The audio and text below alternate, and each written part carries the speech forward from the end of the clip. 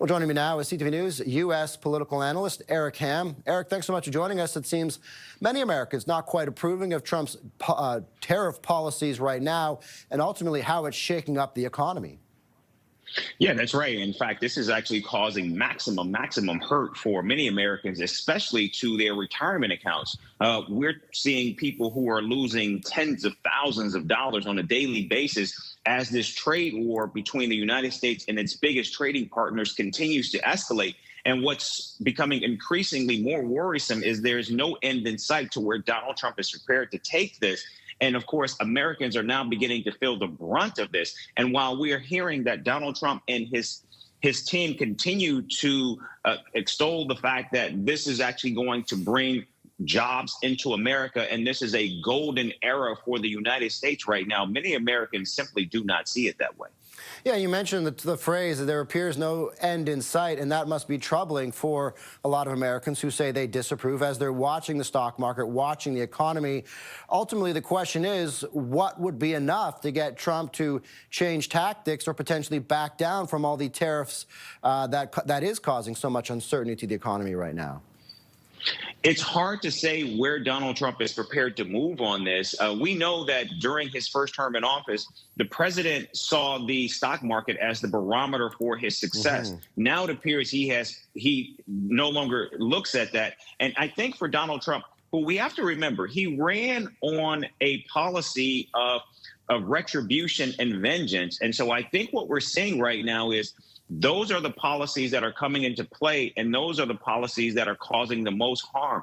Not only are we seeing the impact of this trade war, but also now the president is doubling down, suggesting that he's prepared to implement tariffs as high as 200% on those countries that actually retaliate.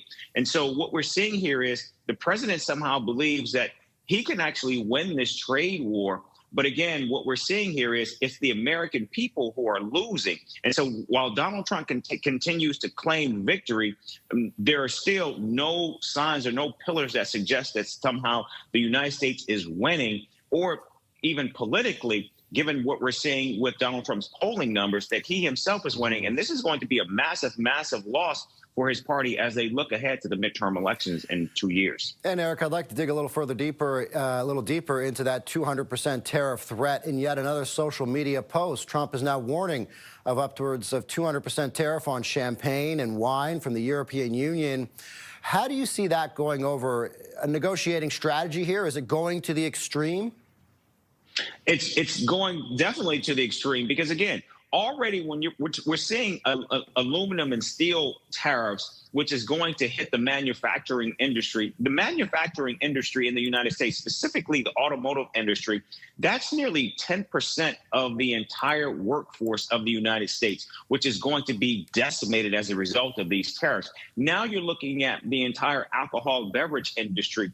So again, we're looking at whole industries that are now being impacted by this, and they're bracing for what this means for their business and their ability to thrive. And so not only are we seeing the markets continuing to be wiped out, but now businesses are beginning to strap down. And as a result of that, we're looking at not only companies that are implementing hiring freezes, but now there's the possibility of actual job losses. There was some good news when we saw that inflation actually cooled, but how long is that going to happen when there's still this concern of a recession as a result of these tariffs by the president?